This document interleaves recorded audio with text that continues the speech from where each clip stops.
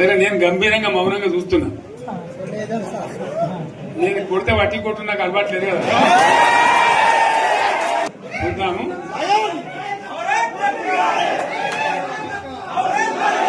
నా రోజులు కానీ అన్నట్టుగా నేను చూస్తా ఉన్నా. కానీ మనోళ్ళందరూ కూడా ప్రతిపాదిస్తున్న ఏంటంటే, ఒక సంవత్సరం జరిగిపోయింది, సంగమేశ్వర ఆన్నే పన్నది, బసవేశ్వర ఆన్నే పన్నది, పాలమూరు ఉత్పత్తుల పథకం ఆన్నే పన్నది, కాళేశ్వరం అట్లే ఎండబెడుతున్నారు, ఇవన్నీ అన్యాయాలని. కాబట్టి ఫిబ్రవరి నెలాఖరులో ఒక పెద్ద బహిరంగ సభ పెట్టాలి, మీరు కథ చూడాలి అని జరుగుతూ ఉంది.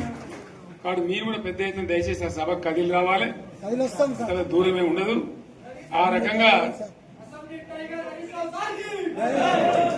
తెలంగాణ శక్తి ఏందో మరొకసారి చూపించి వీళ్ళ మెడలు వంచి ఇప్పుడు సాధించాలి. భవిష్యత్ కోసం కూడా కొట్టాడకు మనం సిద్ధంగా ఉండాలని తెలియజేసుకుంటూ, పరమేశ్వర్ గారికి అంతటి లోకమంతరం ఇది. కోటి రూపాయల భూమి ఇప్పుడు 50 లక్షల కట్టుకోలేదు.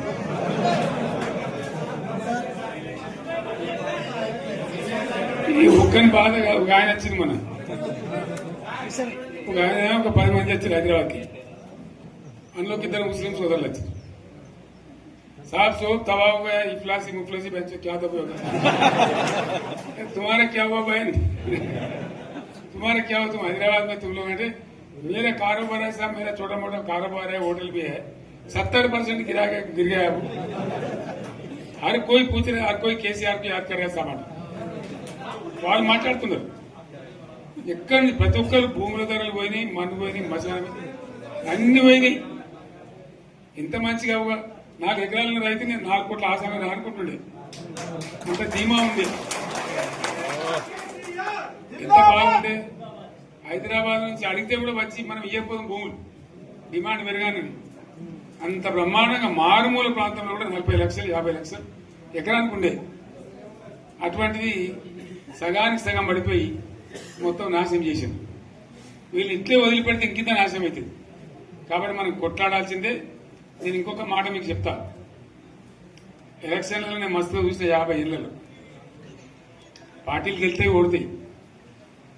ఇంత మాయలు ఏడాది లోపలనే కాంగ్రెస్ పార్టీ దొరికితే కొడతాం రాని అంత గొప్ప.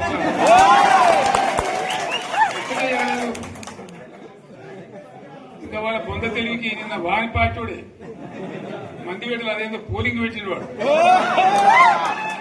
చూసినా మీరు. ఆ పోలింగ్ పెడితే 70% మనకు వచ్చింది, 30% మనకి. వాడు పెట్టింది మనం పెట్టింది కాదు. 75 ఇది పరిస్థితి. అదే నేను ఏమంటున్నా అంటే, ఫామ్ హౌస్ అంటే ఏముంటది, వారి ఉంటది, మాకు ఉంటది, అల్లం ఉంటది. కాంగ్రెస్ వాళ్ళు ఎంత మనిషి చేస్తే పారబడి తవ్వచ్చు కూడా లంగత. దీన్ని ఫామ్ హౌస్ అని మనం బదనాం చేసి అంతే కదా. నేను ఏమంటున్నా అంటే, అన్ని మబ్బులు వీడిపోయినట్టు ప్రజలకు అన్ని తెలిసిపోతున్నాయి. మంచి ఏంది, చెడ్డ ఏంది, ఏం జరిగింది అన్ని ఇంకా ఘోరమైతుందని చెప్తున్నా. వీళ్ళ తెలియదక్కతనానికి ఏమైంది, నిన్న మొన్న రిపోర్ట్ వచ్చింది. Comptroller and auditor general of India అని కాగ్ అంటారు దాన్ని. కాగ్ రిపోర్ట్ వచ్చింది. పోయిన సంవత్సరం మన గవర్నమెంట్ లో వచ్చిన ఆదాయం కంటే 13,000 కోట్ల రూపాయల ఆదాయం తగ్గిపోయింది.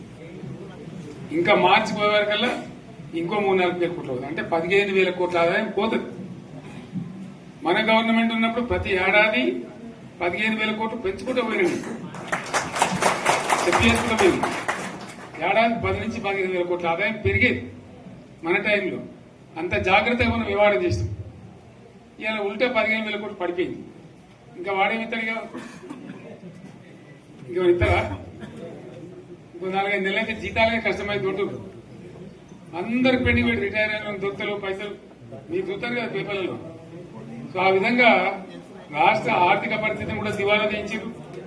వాళ్ళతోనేం కాదు, 100కు 100% ఇప్పటికే ప్రజల నిర్ణయానికి వచ్చిండ్రు. డెఫినెట్ గా రాబోయే గవర్నమెంట్ మనదే అని అనుమానం కూడా అవసరం లేదు. ప్రాజెక్టు చెరువు కింద నీళ్లు తీసుకుంటే బంద్ చేసినాం, నీటి తీరువ రద్దు చేసినాం. అట్లా ఎన్నో సదుపాయాలు చేసుకున్నాం రైతులకు. బాగా జరుగుతుండే. అప్పుడప్పుడు ఏమవుతుంది, కొన్ని దుష్ట దినాలు వస్తాయి, చెడు గడియలు వస్తాయి. మనోళ్ళు కూడా అలవోకగా ఓట్లేసారు. మీరు గొప్పలో మీరు మాణిగ్రహం గెలిపించారు.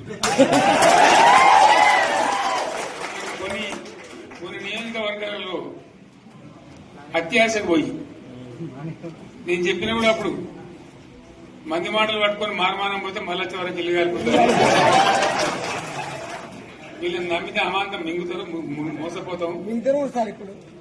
రైతు బంధుకు రామరామ అంటారు, దళిత బంధుకు జైబీం అంటారు. వీళ్ళు ముంచుతారా నాయన అని చెప్పినండి. ఆయన వాడు తులం బంగారం ఇస్తా, నీకు ఏంటి, నీకు బంగారం వడ్డానం పెడతాను కానీ ఆయన నమ్మి ఏమో మీ సంగతి ఎంతో చూద్దామని ఆయన వేశారు. వేసింది ఇరుకపోయారు, బాయిల పడ్డారు, అయిపోయి ఉన్నాయి అన్ని వీకే. మళ్ళా మొదటికి వచ్చానా కైలాసం ఆడలో పెద్ద పామింగినట్టు అయింది మళ్ళీ. అంతే కదా, ఆలోచన లేకుండా ఎటు పడితే అటు ఎవడో ఏదో చెప్తే నమ్మి ఓట్లేస్తే ఏమైంది అనేది ఒక మంచి గుణపాఠం ఇది తెలంగాణ. గ్యారంటీగా మంచిగా సంసారం జరుగుతుంది. జర తువ్వకచ్చినాం, రైతులు ఇంత ముఖం తెలివైతుంది, ఇంత బాకీలు కట్టుకుంటుండ్రి. ఎంతో మంది పాపం సిటీలు వేసుకుందరు, ఏదో వేసుకుందరు. రైతు బంధు పైసలు పడితే ఎంత సంతోషం ఉంటుండే. ఆయన పోయి నేను గంగలు కట్టినాయి.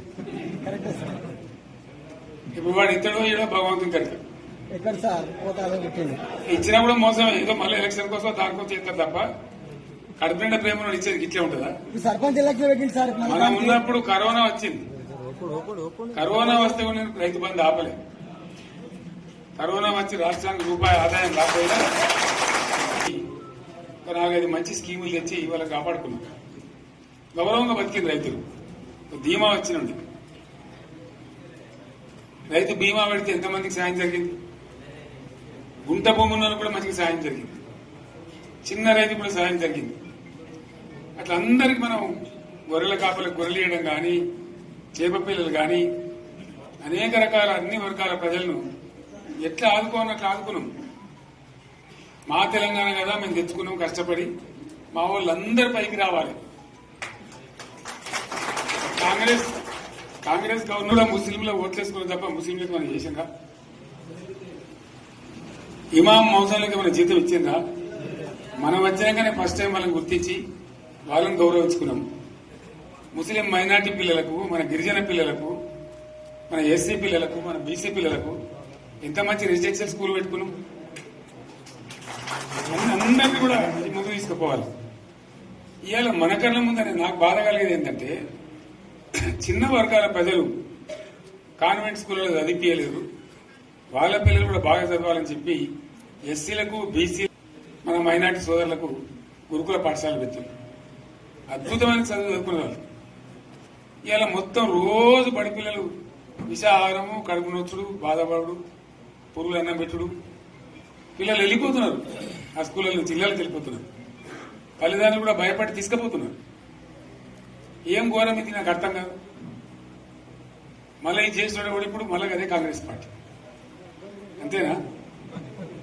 మళ్ళా పాత కాంగ్రెస్ మోపైంది, మళ్ళా కరెంటు కోతలు మోపైంది. వెనకాలం ఇంకేం గతి అవుతుందో, మార్చి ఏప్రిల్ ఏమవుతుందో. ఇంకా కరెంటు కోతలు మోపైనాయి, మంచినీళ్ళు సరికొత్తలేవు, అడిగే నాతులు లేడు. ఎవడన్నా గట్టిగా నిలదీసినట్టు వారికి పోలీస్ స్టేషన్లో పట్టేయడం. ఇదేనా రాజ్యం? ఇట్లా ఉండదా రాజ్యం?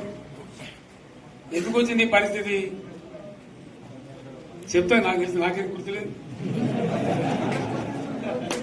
నేనేమంటున్నా అంటే, ఇట్లా అనేక పనులు చేసుకున్నాం మనం. గోదావరి నుంచి నీళ్లు తెచ్చుకున్నాం. నీళ్లు తెచ్చుకొని మంచినీళ్ళ తర్వాత సాగునీళ్ళు ఎంపడబడ్డాయి. మెదక్లో యువతల ప్రాంతం అంతా కొంత అందినాయి నీళ్లు, పాత మెదక్ జిల్లాలో. మీదికి మిగిలిపోయినాయి మన 2 తాలూకాలు, నారాయణఖేడ్, జైరాబాద్. వాళ్ళకి నీళ్లు రావాలి. ఎట్లా రావాలి గోదావరి నీళ్లు? సింగూరు ఒక టైంలో నిండుతుంది, ఒక టైంలో నిండదు. మరి నిండినప్పుడు ఎట్లా గోదావరి నీళ్ళు ఎద్దు? సింగూరు నుంచి లిఫ్ట్ చేసి సంగమేశ్వర, బసవేశ్వర 2 లిఫ్ట్లు పెట్టుకున్నాం. 2 తాలూకాలకి రెండింటికి కూడా లక్ష ఎకరాల పైచీలకు వచ్చేట్టు ఎకరాల నీళ్ళ చెట్టు పెట్టుకుంటారు. మళ్ళీ మన నుంచే కావాలి, మళ్ళీ ఇది లైన్లోకి రావాలి. అందరు మంచిగా ఉండాలి. ఎందుకంటే మనకు మన పార్టీకి కులం లేదు, మతం లేదు, జాతి లేదు. తెలంగాణలో ఉన్న ప్రతి బిడ్డ మనోడే. వాళ్ళు ఏ మతం ఉన్నారు, ఏ కులం ఉన్నారు మనకు అవసరం లేదు. ఈ తెలంగాణ బార్డర్ గీత లోపలిన బిడ్డలు అందరు మనోళ్ళే, అందరు బాగుపడాల్సిందే. ప్రతి ఒక్కరికి న్యాయం జరగాల్సిందే. ఆ న్యాయం జరిగి ఆ ఫలితాలు తెలంగాణకు వచ్చేదాకా ఇంకెవ్వడు కొట్లాడాడు, ఎవరితో కాదు. అది అబద్దాల పంచాంగం. మళ్ళా మనమే కొట్లాడాలి. అంతేనా? పక్క మాట అనేది కొట్లాడదాం కదా. ప్రాణం పోయినా సరే తెలంగాణకు రక్షకులు మనమే. తెగించి కొట్లాడాల్సిందే. తెలంగాణ హక్కులను కొట్లాడాల్సిందే. మనమే కొట్లాడి తీరాల్సిందే అనే రెండవ మాట లేదు. కాబట్టి దయచేసి అవసరమైన సందర్భంలో మీ జిల్లా నాయకులు పిలిపిస్తారు, రాష్ట్రం నుంచి నేను కూడా పిలిపిస్తాను. మీరు సిద్దపడి ప్రత్యక్ష ప్రజా పోరాటాలు లేవదీసైనా సరే మన ప్రాజెక్టులు సాధించుకోవాలి, మన నీళ్లు సాధించుకోవాలి, మన ప్రజలకు అన్యాయం జరుగుతుంటే ఎదురు తిరగాలి, కొట్లాడాలి. తప్పకుండా ప్రజలకు న్యాయం చేసేదాకా మనం ముందుకు పోతూనే ఉండాలి. తెలంగాణ కోసమే బయలుదేరిన జెండా గులాబీ జెండా. తెలంగాణను సాధించింది గులాబీ జెండా. తెలంగాణను మంచిగా చేసి లైన్లో పెట్టింది గులాబీ జెండా. భారతదేశంలో నంబర్ 1 అనేక విషయాల్లో చేసి సాధించి చూపెట్టింది గులాబీ జెండా.